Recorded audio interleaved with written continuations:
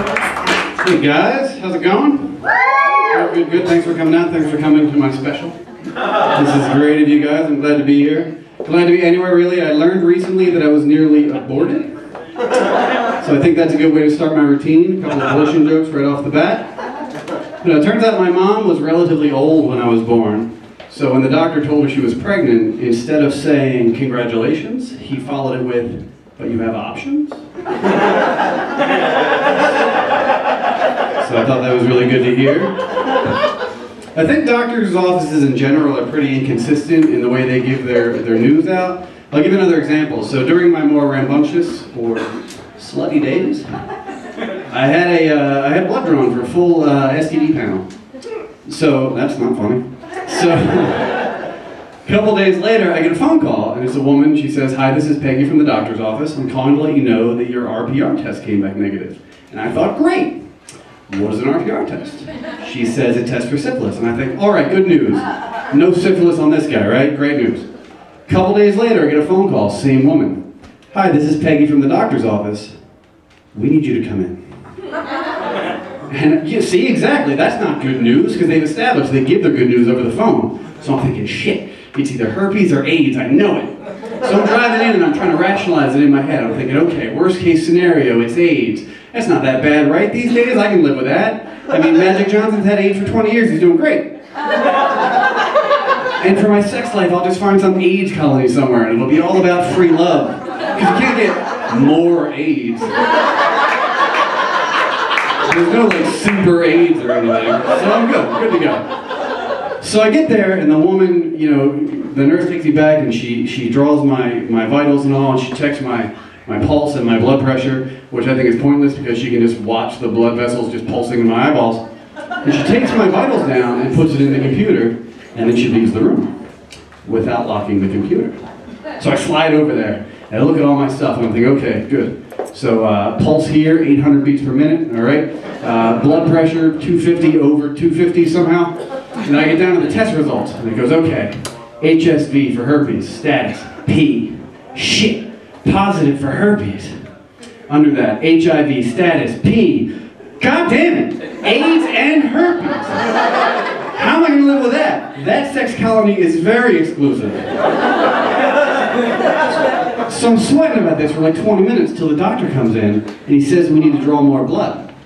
It turns out they didn't draw enough blood to run those tests the first time, and P stands for pending.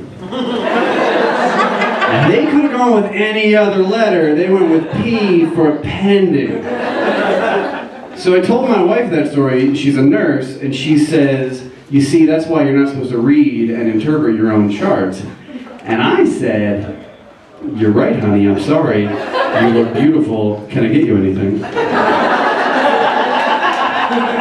But in reality, if you leave a patient who thinks he might have AIDS alone in a room with his chart, you gotta know he's gonna peak. It's like leaving Charlie Sheen in charge of your cocaine. You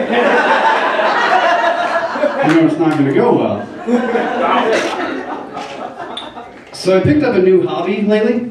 What I like to do now is I go to gas stations and I count the number of people who get out of their car and accidentally pop the trunk. And then I give bonus points to the people that play it off like they did it on purpose. That's what I always do. Like, I'll open the trunk all the way and act like I'm looking for something important. I'm like, oh good, the spare tire of the cargo net, just where I left them.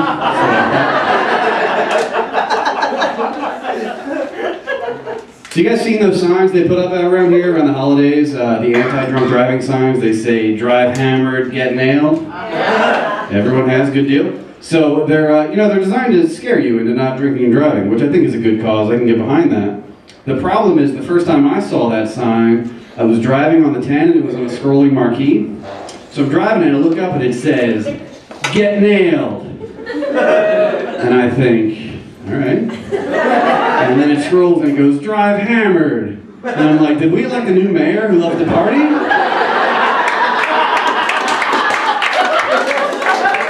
Because this sounds great. So I started taking a self-defense class lately because I lost my rape whistle. So I started taking Krav Maga. which is the stuff they teach the Israeli Special Forces. Because if anybody is known for their fighting prowess, it's Jewish people. So the first day I go in, and the instructor's like, we're going to teach you how to defend yourself from chokes all around the body. He says, all right, if you're getting choked from the front, you're going to want to pluck the wrist, kick him in the groin. Choke from the side, pluck the wrist, hit him in the groin. Choke from the back, pluck the wrist, hit him in the groin. You guys are now learning what I was quickly realizing, and that's that for $100 a month, they were charging me, or they were teaching me something that I already learned for free in the first grade. Like, I don't want to knock their system or anything, but what do they teach in the advanced classes? Wedgies and purple nurples or something? Plus, getting kicked in the groin is just off limits in guy fights. It's something you just don't do, because getting hit in the groin is the worst. You know, your stomach starts to hurt for some reason science can't explain, your eyes water, you get tunnel vision. Getting hit in the groin makes you the victim no matter what you did to deserve it. Like if SEAL Team 6 had busted into Bin Laden's compound and just started kicking him in the groin, we'd all be like, whoa, whoa, whoa, he's not that bad of a guy.